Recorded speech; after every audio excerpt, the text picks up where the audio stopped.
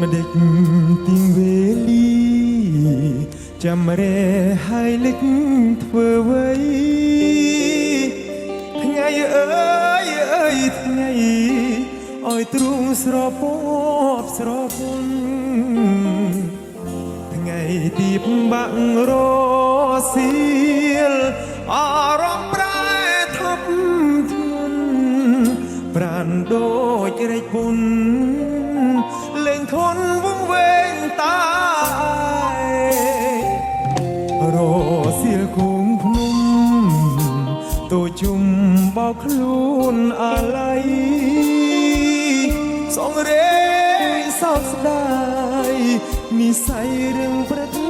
ពីព្រេរឿងខ្ញុំគឺរឿងពិត